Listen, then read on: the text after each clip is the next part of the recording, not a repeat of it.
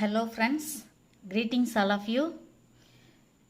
என்னும் எழுத்தும்ல THB-ல Module 1 Birds Around Us அதில் இருக்கிற ஒரு game 1B Circle Time Introducing Names of Birds அதாவது பேர்ட்ஸோடைய நேம்ஸை இதில் நம்ம என்ன செய்கிறோம் இன்ட்ரடியூஸ் பண்ணுறோம் ஓகேயா ட்வீட் பேர்ட்ஸ் கேம் அப்படிங்கிறது இந்த கேமுடைய பெயர் ட்வீட்டிங் பேர்ட்ஸ் கேம் ட்வீட்டிங் பேர்ட்ஸ்னால் ஒலி எழுப்பும் பறவைகள் பறவைகளினுடைய ஒலின்னா குழந்தைங்களுக்கு ரொம்ப என்ன செய்யும் பிடிக்கும் அதனால் அந்த பேர்ட்ஸினுடைய ஒலியின் மூலமாக அந்த பறவைகளினுடைய பெயர்களை அவங்க தெரிஞ்சுக்கிறாங்க நம்ம பல தடவை க்ரவ் பிஜியன் அப்படின்னு பல தடவை சொல்கிறதுக்கு பதிலாக நம்ம ஈஸியாக இந்த கேம் மூலமாக அந்த பிள்ளைங்க அந்த பேர்ட்ஸோடைய நேம்ஸை என்ன செய்கிறாங்க தெரிஞ்சுக்கிறாங்க இப்போ நம்ம இதை அந்த கேம் விளையாடுற மாதிரியே நம்ம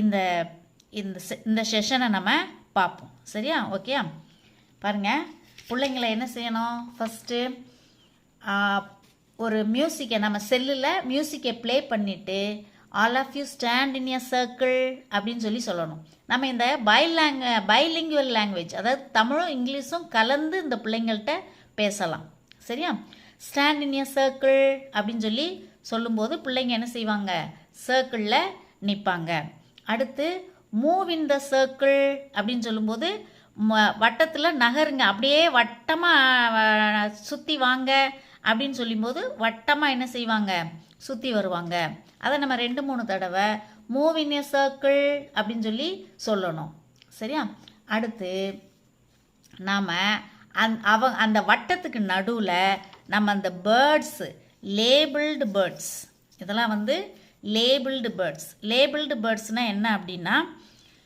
பெயர் எழுதப்பட்ட பறவைகளின் படங்கள் சரியா லேபிள்டுனா பெயர் எழுதப்பட்ட படங்கள் அப்படின்னு அர்த்தம் சரியா லேபிள்டு பிக்சர் கார்ட்ஸ் அதை என்ன செய்கிறோம் நம்ம அந்த வட்டத்துக்கு நடுவில் வைக்கிறோம் வச்சுட்டு 3 பிள்ளைங்களை சுட்டி காட்டி you3 பிக்கப் எ கார்டு அப்படின்னு சொல்கிறோம் அப்போ 3 பேரை காட்டி பிக்கப் அ கார்டு அப்படின்னு சொல்கிறோம் 3 பேர் என்ன செய்வாங்க அந்த கார்ட்ஸை எடுத்துக்கிடுவாங்க சரியா கார்ட்ஸை எடுத்ததுக்கப்புறம் மியூசிக்கை ஸ்டாப் பண்ணிவிட்டு இதை செய்ய சொல்லணும் சரியா 3 பேரை பிக்கப் அ கார்டு அப்படின்னு சொல்லணும் சரியா அப்போ வட்டத்தில் என்ன செய்வாங்க நிற்பாங்க அப்போ ஒரு பையனை மட்டும் அந்த ஃபஸ்ட்டு பையனை காட்டி what bird can you see அப்படின்னு கேட்குறோம் what bird can you see உன் கையில் எந்த பறவையினுடைய படம் இருக்குது எந்த பறவை உனக்கு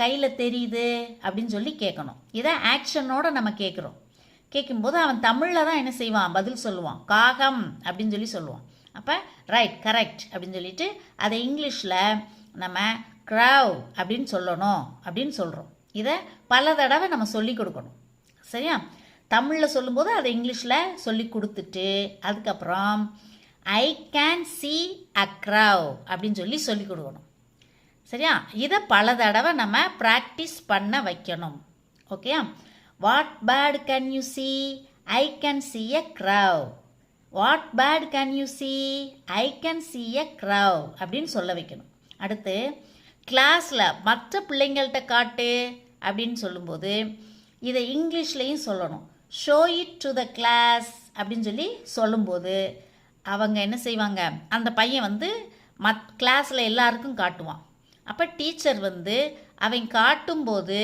எல்லாரும் பறவை மாதிரி பறந்துக்கிட்டு அதனுடைய சவுண்டை சொல்லுங்க அப்படின்னு சொல்லணும் அப்போ நாமளும் அதை செஞ்சு காட்டணும் பறவை மாதிரி கையை பறந்துக்கிட்டு கா கா அப்படின்னு சொல்லணும் அதே மாதிரி மற்ற பிள்ளைங்களும் செய்வாங்க சரியா அடுத்த பையனை கூப்பிட்டு 2வது பிள்ளையை கூப்பிட்டு what bird can you see அப்படின்னு கேட்கும்போது அவன் என்ன செய்வான் ஹென் அப்படிம்பா இல்லாட்டி கோழி அப்படிம்பா நம்ம அதை என்ன செய்யணும் கோழியை ஹென் அப்படின்னு இங்கிலீஷில் சொல்லணும் அப்படின்னு சொல்லிட்டு ஹென்னு சொல்லிட்டு பல தடவை அவனுக்கு ப்ராக்டிஸ் கொடுத்துட்டு அதுக்கப்புறமா what bird can you see அப்படின்னு நான் கேட்டால் I can see a hen அப்படின்னு சொல்லணும். அப்படின்னு சொல்லி கொடுத்து பல தடவை அதையும் ப்ராக்டிஸ் பண்ண வைக்கணும்.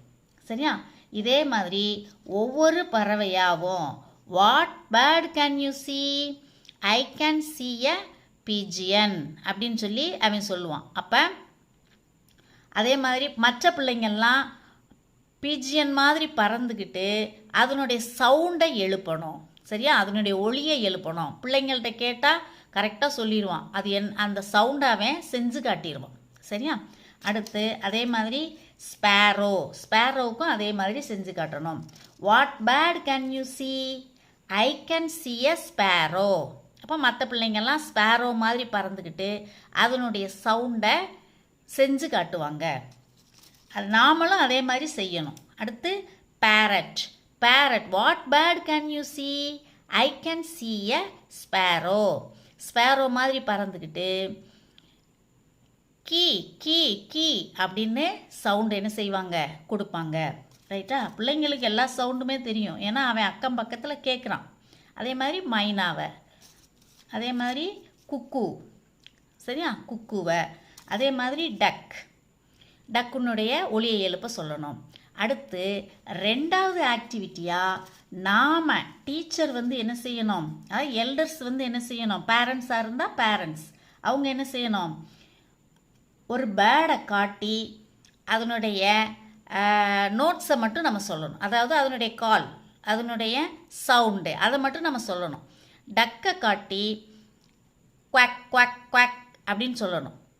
அப்படி நம்ம சவுண்டை மேக் பண்ணும்போது பிள்ளைங்க அதனுடைய நேமை சொல்லணும். நம்ம குவாக் குவாக் குவாக் அப்படின்னு சொல்லும்போது பிள்ளைங்க டக் அப்படின்னு சொல்லுவாங்க. அடுத்து குக்கு குக்கு அப்படின்னு சொல்லும்போது குக்கு அப்படின்னு சொல்லுவாங்க. சரியா? கீ கீ கீ அப்படின்னு நம்ம சொல்லும்போது அவங்க பேரட் அப்படின்னு சொல்லிடுவாங்க. சரியா? இந்த ப்ராக்டிஸை பல தடவை பண்ணும்போது அவங்களுக்கு அந்த சவுண்ட்ஸ் மூலமாகவும் அந்த பேர்டை ஐடென்டிஃபை பண்ணி பேர்டினுடைய நேமை சொல்கிறாங்க.